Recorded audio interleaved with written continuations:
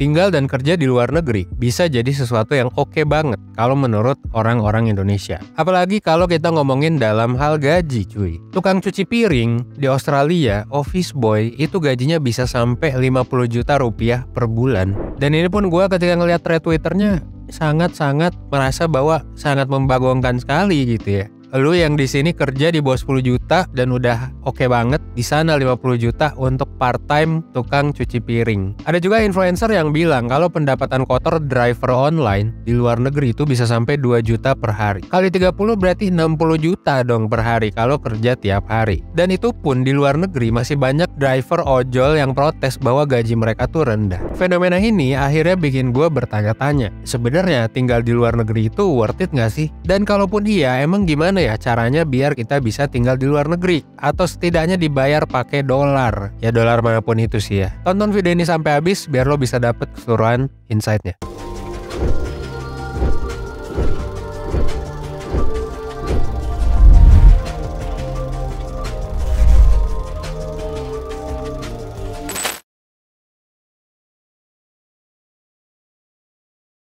Nah, gue bakal bahas tentang bedanya kerja di Indonesia sama di luar negeri. Emang keuntungan apa sih yang ditawarin kerja di luar negeri dibandingin kerja di Indonesia? Ya jelas banyak sih ya. Tadi aja dari hal gaji itu sangat amat membagongkan. Gaji pegawai yang oke di sini bisa 10 kali lipat. Padahal di sana kerjanya ya masih kerja kasar, udah berapa kali lipat lebih gede gitu ya. Tapi bukan cuma masalah gaji, ada juga kondisi ketenaga kerjaan lain yang sebenarnya mungkin bisa kita lihat lebih positif daripada di Indonesia. Meskipun Indonesia bukan berarti negatif ya. Pasti ada plus minus, tapi di sini gue bakal coba ngebandingin antara Indonesia dengan salah satu negara yang mungkin cukup dekat, yaitu Australia. Kenapa Australia? Ya karena ini mungkin gak terlalu jauh gitu ya, pertama. Dan yang kedua, mereka juga banyak banget didatengin sama mahasiswa Indonesia. Dan yang ketiga, ya mereka punya kebijakan tenaga kerja dan perlindungan pekerja yang bisa kita jadiin benchmark. Pertama, work-life balance. Pemerintah Australia itu mendorong pekerjanya buat punya work-life balance yang oke. Makanya rata-rata orang Australia itu kerjanya adalah 38 jam per minggu. Artinya ya 7,5 jam per hari. Sebenarnya normal sih. Tapi nanti gua kasih tahu data di Indonesia ya. Nah,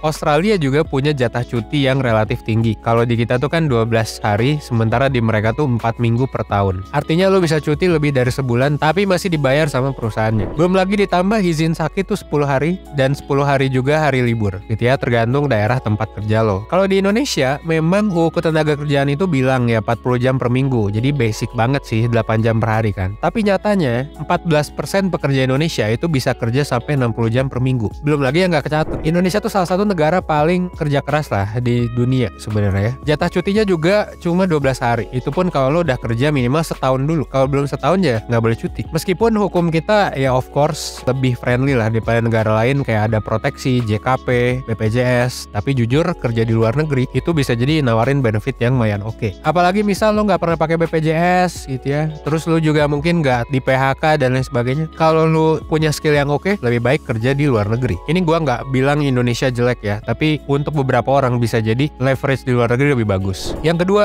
budaya kerja dan transparansi. Kalau lu lihat di Indonesia itu budaya kerjanya lebih hierarkis, lebih formal, dan aturannya lebih kaku. Of course itu nggak berlaku ya di dunia startup, di dunia tech, tapi dunia tech berapa persen sih di Indo gitu ya. Mayoritas Indonesia itu masih UMKM atau ya korporasi atau pemerintahan juga. Nah, budaya ini bisa kita lihat juga kalau rapat perusahaan ya biasanya lebih formal, lebih terstruktur. Bahkan kalau lu lihat di hotel itu pasti pendapatan utama mereka adalah dari meeting juga. Dan akhir tahun pasti selalu penuh sama meeting ya. Tapi udah bukan rahasia umum lah ya kalau ngomongin soal meeting yang lebih formal. Kalau di Australia atau di negara barat, ya budaya kerjanya lebih transparan, lebih setara, lebih egaliter, dan nggak terlalu mentingin hierarki. Jadi lo bisa berkolaborasi dan komunikasi dengan lebih santai gitu ya. Lo lebih terbuka kalau lagi ada rapat-rapat perusahaan. Lo bisa, wah salah nih pak, nggak boleh kayak gitu. Atau misalnya, ya lo bisa ngeprotes atasan lo sih. Jadi ya expect aja ketika lo kerja di luar negeri, lo bisa nego gaji, lo bisa kerja terus di feedback secara langsung, secara asertif, secara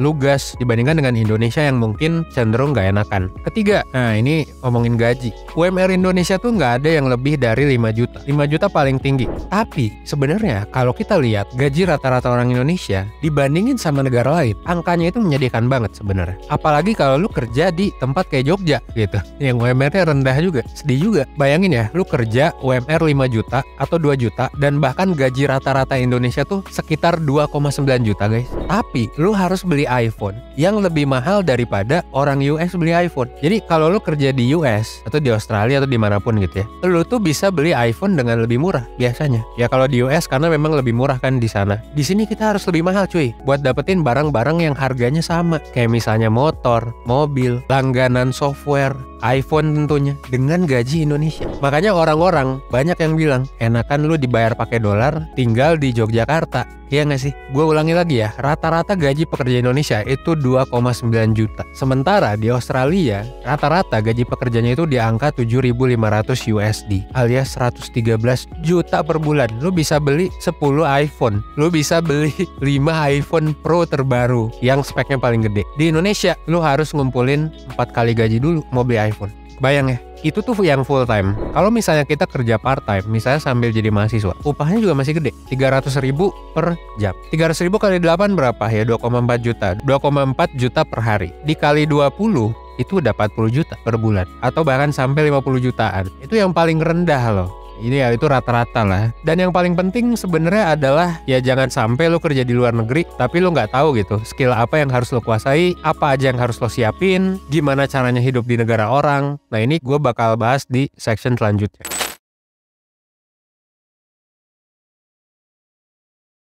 Jadi skill apa yang diperlukan untuk kerja di luar negeri guys? Well, ada beberapa hal yang bisa lo perhatiin. Sebelumnya gue mau disclaimer, kalau ngomongin kerja, ya sama-sama aja sih di luar negeri sama Indonesia. Tapi kalau di luar negeri jangan lupa, lo bukan warga sana. Jadi ada banyak hal ekstra yang mesti lo perhatiin, yang mungkin bakal mengagetkan lo gitu. Karena lo kok seperti ini sistemnya gitu ya. Nah kita coba lihat dari kurikulum 1%, oke? Level 1, kurikulum 1% itu mengajarkan untuk survive ya. Ini life skills paling penting untuk survive. Untuk survive lu butuh apa? Pertama, lu butuh duit. Kalau kerja di luar negeri, duit ini lebih penting lagi karena pertama lu bakal ditolak kalau lu nggak punya duit untuk masuk ke negara tertentu. Kayak misalnya Jepang, Australia, dan berbagai negara yang mengharuskan adanya deposit tabungan. Ya jadi lu mesti punya tabungan yang super besar sebenarnya biasanya ya. 50 juta, 100 juta, 150, 200 itu lu butuh untuk ke luar negeri. Apalagi kalau tidak ada yang mensponsori ya. Selain itu, lu juga butuh duit untuk bayar-bayar persyaratan administrasi yang gak bisa dibilang murah.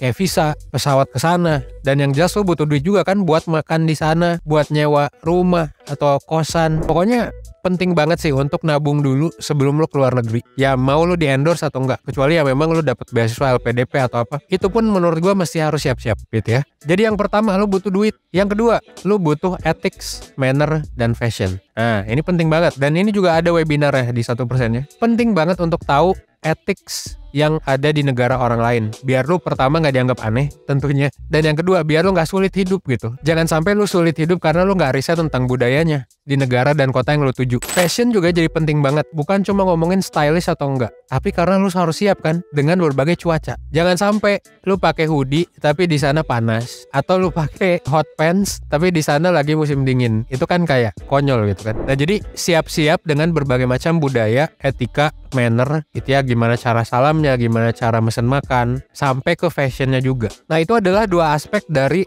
kurikulum life skill 1% untuk survive. Terus yang kedua adalah proteksi. Nah ini manajemen resiko. Kalau di Indonesia itu bagusnya adalah ada BPJS, ya nggak sih? Lu kalau sakit, lu bahkan nggak punya BPJS pun, lu bisa bikin on the spot, ya nggak sih? Kalau lu punya BPJS, apapun lu bakal didanai kan sama negara. Kalau di luar negeri kagak gitu ya. Nah ini mungkin lemahnya luar negeri ya. Jadi lu bahkan mesti siapin asuransi. Bahkan beberapa negara ada yang ngewajibin lu untuk pakai asuransi. Jadi jangan lupa asuransi, terutama asuransi kesehatan. Biar lu nanti gampang mau ke rumah sakit, apalagi di US. Apa-apa bayar cuy, bisa sampai puluhan juta ya, bahkan ratusan juta. Yang kedua, lagi-lagi duit ya. Jangan lupa siapin dana darurat. Karena penting banget, jangan sampai lu udah beli asuransi kagak punya dana darurat, tiba-tiba harus bayar ekses. Wah, ribet, apalagi di luar negeri gitu. Terus lu lagi sakit, lagi tipes misalnya mau nelpon orang, ya di luar negeri mungkin nggak ada tipes kali ya, nggak ada salmonella. Tapi bayangin deh, lu tiba-tiba tipes, asuransi lu ekses, mau nelpon keluarga udah terlanjur sakit, keluarga nggak punya duit juga, Kebayang nggak ribetnya? Itu ya, jadi penting untuk dana darurat. Yang ketiga, siapin kesehatan fisik dan mental, guys. Kesehatan fisik dan mental di luar negeri itu penting banget. Udah banyak banget kasusnya orang-orang Indonesia terutama ya, stres di luar negeri karena makanan, karena pergaulan, dan lain sebagainya. Itu ya, jadi jangan lupa siapin mental pertama. Yang kedua, siapin fisik. Jangan lupa untuk olahraga yang rutin, makan yang benar, dan lain sebagainya. Yang ketiga, ada juga skill yang menurut gue penting banget buat di luar negeri, tapi kebetulan belum ada di kurikulum life skill 1%. Apa itu? Simple sih, dan lu juga pasti udah tahu lah yang harus siapin ini, yaitu komunikasi dan bahasa, cuy. Nah, ini menurut gue penting banget. Makanya gue mau bahas ini lebih spesifik lagi. Aspek bahasa ini, jujur ya, secara langsung dan gak langsung itu ngaruh banget ke mental lo sebagai pekerja di luar negeri. Kenapa ini penting banget? Karena pertama, dari riset. Kalau kita baca riset, banyak banget imigran alias orang yang gawe di luar negeri yang akhirnya ngerasa stres berat karena gak fasih sama bahasanya. Yang ngerasa dikucilin, yang ngerasa dibully. Pekerja imigran kan sebenarnya udah kehilangan bahasa dan budaya sehari-hari ya. Kita udah gak bisa pakai bahasa Indonesia di sana. Terus kita juga udah jauh dari keluarga, lingkungan kerja sepenuhnya baru, belum lagi ada bahasa-bahasa slang yang kita kagak tahu mungkin, apalagi kalau kita nggak fasih. Kalau kita kagak fasih bahasa juga, kehidupan personal kita bisa jadi nggak stabil itu dan nggak safe juga ketika kerja di luar negeri. Susah lu mau komunikasi sama siapapun. Bahkan ya, kalau ngomongin bahasa, dari data layanan konsultasi 1%, WNI dari luar negeri itu proporsi di 1%-nya bisa sampai 5-7% dari proporsi total orang yang konsul. Dan orang yang konsul di 1% ada ribuan guys, totalnya ya. 5-7% dari luar negeri.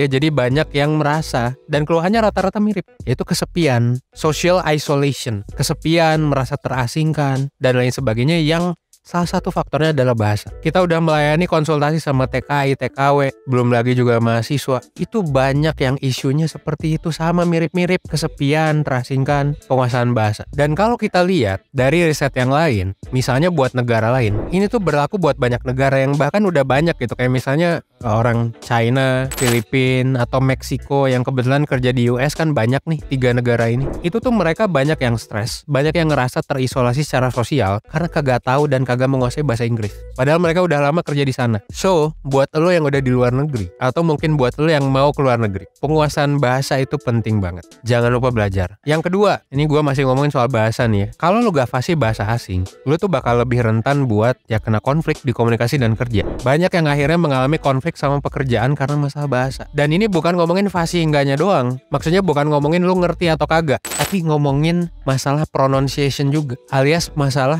gimana lo menyampaikan komunikasinya itu. Atau misal lu nggak ngerti bahasa slang orang sana gitu. Jadi ketika orang ngejokes, lu sendirian kagak ketawa. Atau misalnya untuk ngerti sarkasme yang sebenarnya sulit kan gitu. Kalau nggak ngerti ya jadi makin ribet juga kalau kita cuma bisa simple communication. Jadi lu banyak yang harus dilatih, ya nggak sih? Bukan cuma lu ngerti, bisa baca, bisa tulis, tapi lu juga harus bisa speak the language. Yang mana data nunjukin kalau kemampuan English speaking orang Indonesia tuh masih cukup rendah dibandingkan reading atau listening ya. Dan ini masalahnya bukan cuma masalah ngerti, karena ada masalah percaya diri, ada masalah gimana lu ngomongnya, ya nggak sih? Dan ya udah, akhirnya kita kalah tuh sama orang-orang India, sama orang-orang yang lebih vokal, lebih pede, pronunciation-nya lebih oke. Padahal sebenarnya kalau di atas kertas kan banyak ya yang sebenarnya ngejekin, ya ini no offense gitu ya. Banyak yang sebenarnya ngejekin, ada Singlish gitu ya, Singapore English, ada juga English ala-ala Hindia yang sebenarnya mungkin rada sulit gitu buat kita denger ya. Tapi mereka kok bisa menang daripada kita?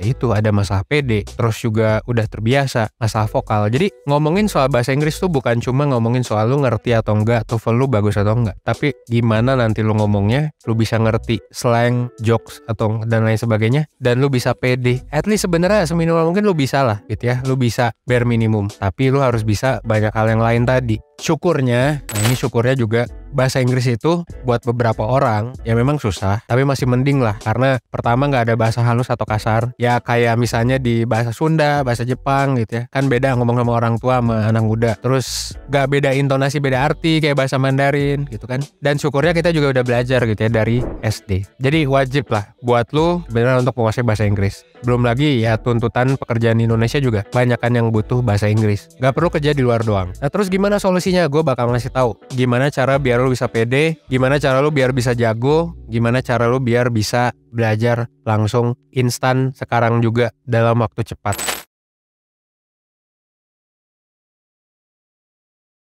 Oke, tadi gue udah bilang ya, bahwa untuk bisa berkomunikasi dengan orang, bukan hanya lu ngerti bahasanya. Jadi pertama of course, ada dua hal ya, yang mesti lo kuasai. Pertama adalah bahasanya, dan kedua adalah konteksnya. Oke, pertama, menguasai bahasa asing itu butuh kepedean, butuh pronunciation, butuh conversation. Orang Indonesia mungkin udah jago dalam baca, banyak yang udah jago, tapi dalam speaking, listening, belum tentu jago. Salah satu cara paling efektif buat ngelatih conversation, speaking, dan pronunciation, cara nyebut kata atau kalimat, itu adalah dengan latihan ngobrol bahasa Inggris. Tapi masalahnya, untuk latihan ngobrol, mahal kan biasanya. Pertama mahal, kalau kita hire orang, itu pertama. Yang kedua, malas ketemu orang. Gue sendiri jujur kalau di 1%, kita banyak lah training, learning, and development. Tapi gue pribadi juga mager kadang-kadang kalau misalnya kagak praktis untuk belajar bahasa Inggris. That's why menurut gue, kalau lo mau cepet, mau instan, mau jago, gue menyarankan platform terbaik buat ngelatih conversation dan pronunciation itu adalah Elsa. Elsa itu adalah aplikasi belajar bahasa Inggris yang pakai teknologi AI dan speech recognition. Jadi ini cocok banget buat lo yang sekarang lagi persiapan buat belajar bahasa Inggris dan punya keinginan buat kerja atau belajar di luar negeri. Kenapa? Karena pertama, ini udah ada Business English dari Oxford Business, di mana lo bisa belajar kalimat-kalimat yang lebih advance daripada kalimat yang biasa. Jadi mulai dari level profesional, starter, intermediate, sampai advance. Jadi buat lo yang ngerasa udah pinter, lo ketika pakai aplikasi ini, lo bakal ngerasa kayak gue nggak sepinter itu pertama. Dan yang kedua, lo bakal tahu gimana cara pronunciation banyak hal gitu ya. Ini bisa free trial by the way ya. Dan gue belum selesai ngomong, semua pembelajaran di Elsa itu udah dilengkapi sama AI yang bisa nganalisis cara ngomong lo alias pronunciation lo. Jadi kalau ada pelafalan yang salah, misalnya lidah lo salah, itu nanti dia bakal tahu cuy. Lidah lo jangan ke atas misalnya. Lidah lo gini, terus lo misal ketika ngomong coba dibuka lagi mulutnya, itu bisa kedetek cuy sama suara lu. Jadi jangan sampai lalu bikin turn off HR luar negeri karena pronunciation lu salah. Bahkan HR dalam negeri aja bisa turn off gitu. Nah, terus Elsa ini bentuknya kan aplikasi. Nah, jadi lu bisa belajar di mana aja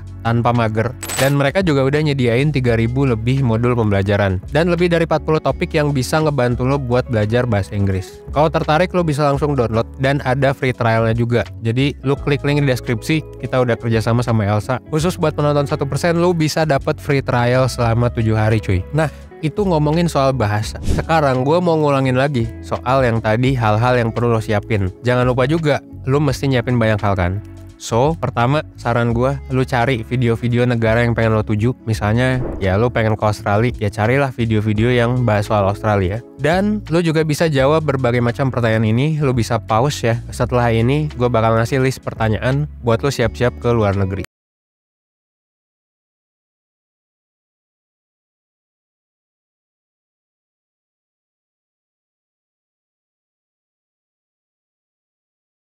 Lain nggak buat nyiapin diri lo buat keluar negeri. Nah, kalau misalnya lu ada, lu bisa coba untuk ya taruh pendapat lo di comment section. Feel free buat sharing pengalaman ya. Gue suka banget soalnya ketika bahas video luar negeri, biasa banyak banget pengalaman orang-orang yang udah kerja di luar negeri gitu ya. Semoga aja buat lo yang nge-share pengalaman ini bisa jadi pembelajaran buat yang lain.